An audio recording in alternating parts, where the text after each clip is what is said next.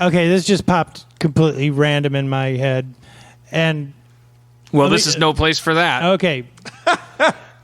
And I want to state this. I want to start this off because... By saying, I'm not racist. I'm getting offended right now. I am a huge, Nightmare on Elm Street fan, and I love, the Scream franchise. I think Wes Craven is brilliant. I think he's very, very funny, and we miss him. Rest in peace, Wes Craven.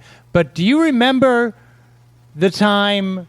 it was early days, early aughts or whatever. I met with Wes Craven's people. I got a call, UTA calls and goes, hey, Wes Craven wants to do an animated series. Yeah, I remember. An animated series. And I'm like, what? That sounds amazing. He wants to do like a horror? Yes, he wants to do a horror animated series. I was like, it's fucking great. What? It's got to be something like Creepshow or some kind of, kind of EC Comics. It's animated. It'll be violent. It'll be cool. This is exactly what I want to be doing. This will be super fucking cool. I got to do this. And I go there, and Wes Craven's not there. I'm meeting with some guy there who's a delightful person, but he goes, okay, here's the pitch. Wes Craven, when he's not making horror movies, is going out and fighting monsters in Buffy the Vampire Slayer-esque adventures. And it's called the Wes Craven Chronicles. He plays the animated series. It's about Wes Craven himself going out and Wes Craven, being Buffy, the director. Yes. Animated killing vampires, monsters. And they had art. I remember it. I could draw it if I knew how to draw. Because I can picture it so clearly. And there's this kind of Batman the Animated Series version of Wes Craven fighting a Yeti, and he's got the salt and pepper beard and the hair slicked back and this kind of intelligent look on his face, and he's fighting like a mummy, and then he's fighting and I'm like, and my brain is going, whoa, whoa, whoa, whoa, oh my god, and I'm going, oh, okay, all right, put that right down there. What's this? Oh. There he is again. There's a Wes Craven fighting an alligator person. That's great. That's great. So it's so this is a go. This is go. You got this. So and he wants to do this. Oh yeah. We pitched it to Wes is totally into it. Loves the idea. Could I? It just would help me put together a pitch or whatever. Can I take these visual with me? Could I take them with me? Oh, yeah, please, if it'll help you. Can I take them directly to Dan Harmon's apartment? Can I take them straight to the framing place and put them behind glass? And then just a calm walk. No, thank you very much. I'll just be going now. You're going to go already? Yeah, I got so many ideas. I got to go. Got to take care of it. Let's open up the door and close it. And it just see Charlie Chaplin fast forward me run to the car.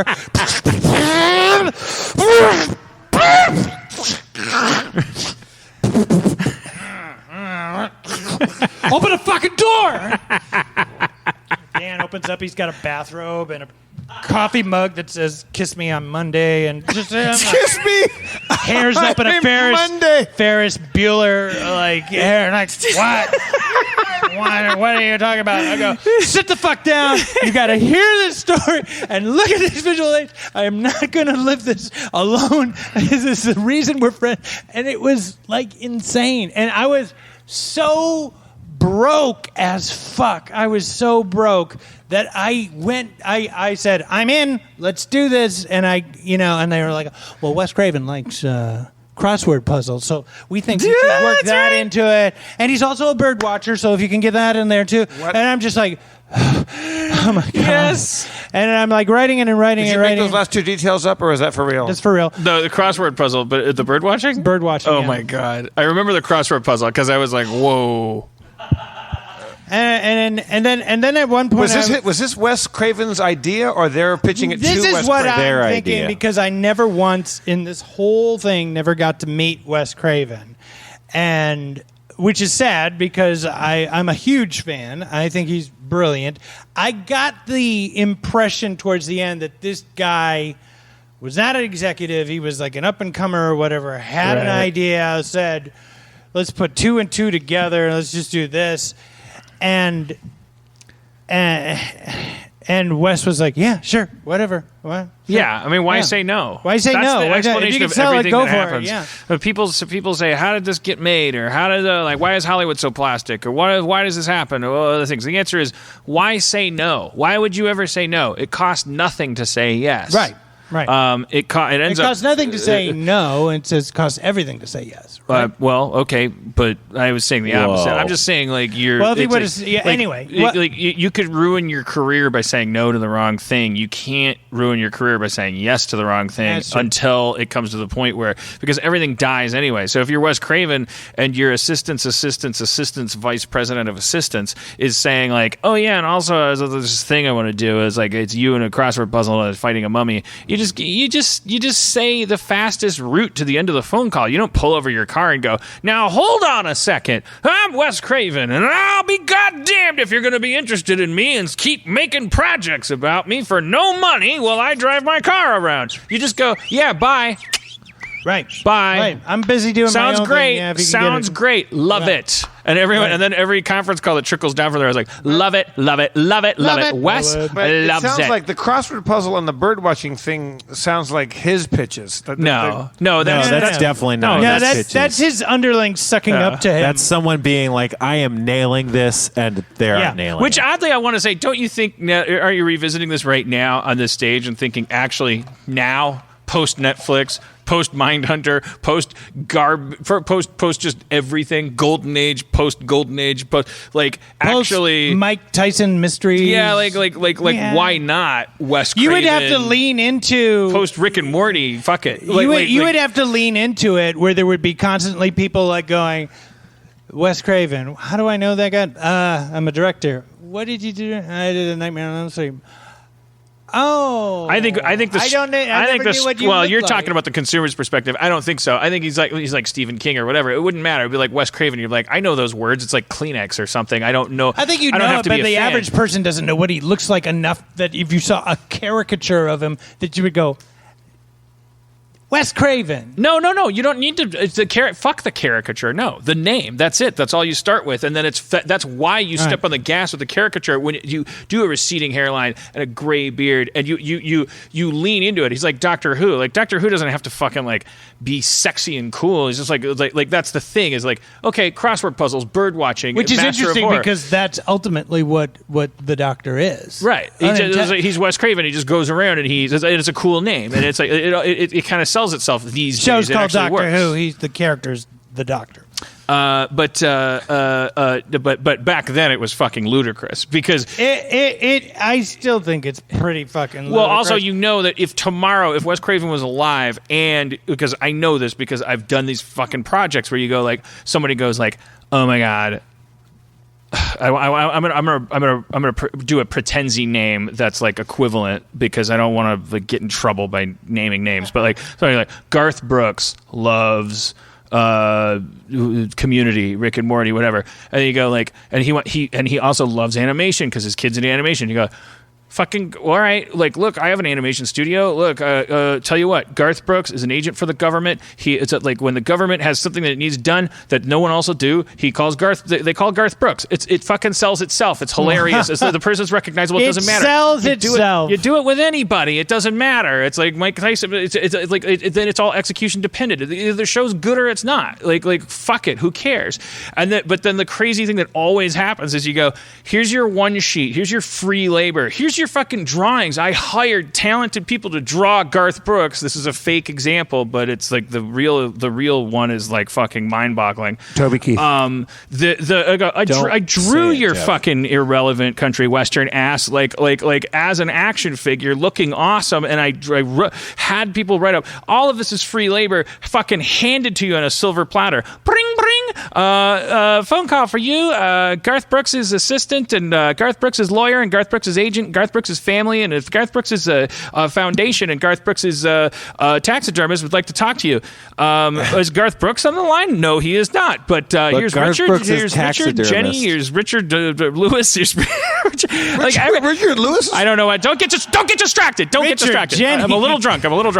They all get on the phone. I was like, hey, yeah, what's going on? You got Garth Brooks fighting the Loch Ness Monster. That's just not the Garth Brooks style. I don't know if you're from... This is Garth Brooks' stylist talking. I'm Sheila Henderson. Garth Brooks doesn't fight the Loch Ness Monster, young man. And you're like, this is unbelievable. I'm 40... And you should be so grateful of what I gave to you because I could cut the head off and replace it with a pop singer, and I'm going to, and I did, and then they sucked too. But it's like what are you the Wes Craven thing works fine. He's the crossword puzzles. He's got a fucking he hates Yetis. He's gonna go hunt them. Who cares? Just let me make a show. Just let me make it. What are you waiting for? A good idea for a show in your mind? You're a fucking idiot! Why do you think that TV needs to sound like a good idea before you let it get made? You suck! Yeah. You don't make TV! No, you don't. Watch it! Yeah. Why are you in charge? This is insane! Just give me TV money. Mm-hmm. I'll make a good TV show. Yeah. I tend to! Mm-hmm. They're going to rip that out of context. I ask our fans to add that to the original music thing that Rob put that under. If you're out the there Rob Schraub lines. And you're fucking like, oh, you know what? I'm a manager of so and so, and I got a thing, BMI, and I got to put you in touch with Death Metal Head and Johnson and fucking one of those things. Just take your fucking silver platter. If I come into the room, if you got me in a conversation, you're going to get a good show about your fucking goddamn musician. Yeah, you don't care about this shit anyway. Otherwise, you'd be making it. You care about fucking fruit-infused waters and shit, and we aren't talking about that. So let's get out of here. We ain't talking about no food-infused waters. We're not talking about that. We're not talking about fruit. That's what they're passionate about. Water. I just find it amazing that people sit around in rooms and they go like, "Yeah, I don't think Mr. Potato Head would do that." Go fuck yourself. Yeah, I don't think you don't know what the fuck would Mr. Potato Head would do. I don't think Ticonderoga Man would would be that sharp. I'm a storyteller. I know exactly what Mr. Potato Head would do. He'd ask the question, "Who am I?" My face keeps changing, and half of it's in my ass. What's the meeting with the goddess in the Mr. Potato Head movie? He finds out he can be Mrs. Potato Head. Like there is no fucking difference. It's a goddamn fucking anthem to non-binary identity. Like it's fucking like that's it. And now fucking Coleco or whoever dumps that plastic shit into our children's faces is going to be on the phone tomorrow. And I'm going to spend 9 minutes because they're going to go, we love it. We're going to run out of ways to joke about it. Because we're just going to do all the joking references seriously. With the original Mr. Potato Head's actual potatoes, right? There were things that you could... There were little add-ons. You could just take a potato.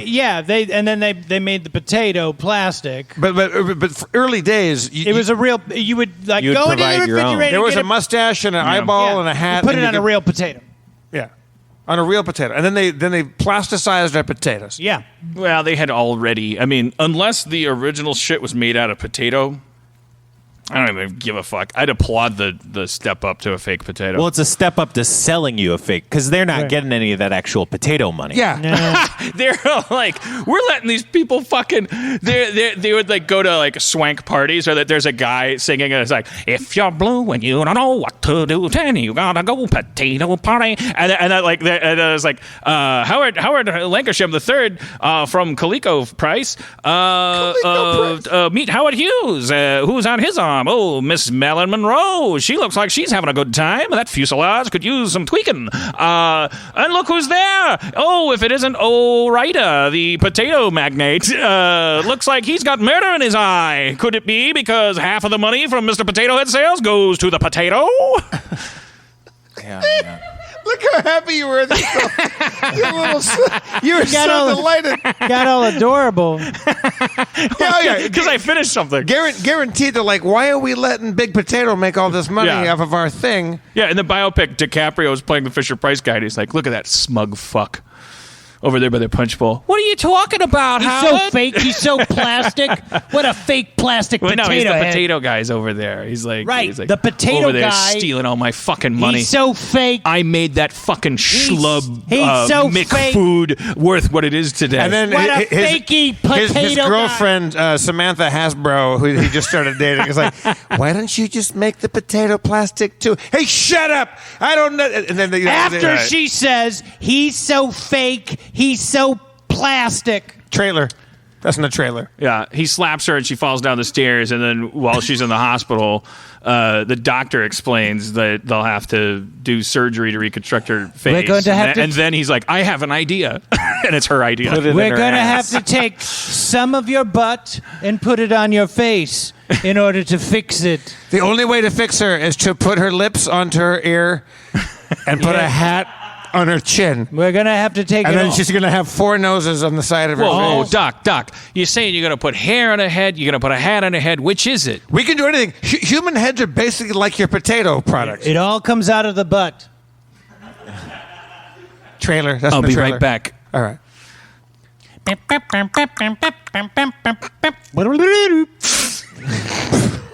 Wait, he's in Donkey Kong now? Yes, Okay.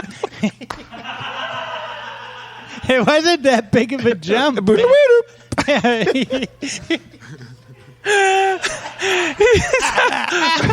We're clearly too drunk to. No. Let's keep that was going. good. All right. Well, it'll be interesting to find out if this is a worse or better podcast than Cheapy Peepy. I'm a big fan. Cheapy Peepy. How can it Love be worse when Best we had episode more, ever. we had more Cheapy Peepy per this podcast than we had last podcast? This has been a Yeah, Cheapy I don't know. Peepy. I don't know. We'll see. I don't know. I think it's going to turn out that my happiness is linked to the show's failure. That's just my cynical theory. Could be I've been right. very I think we'll happy. find out that my hubris over my Steven Tyler joke might have made the joke less funny. We'll see what happens.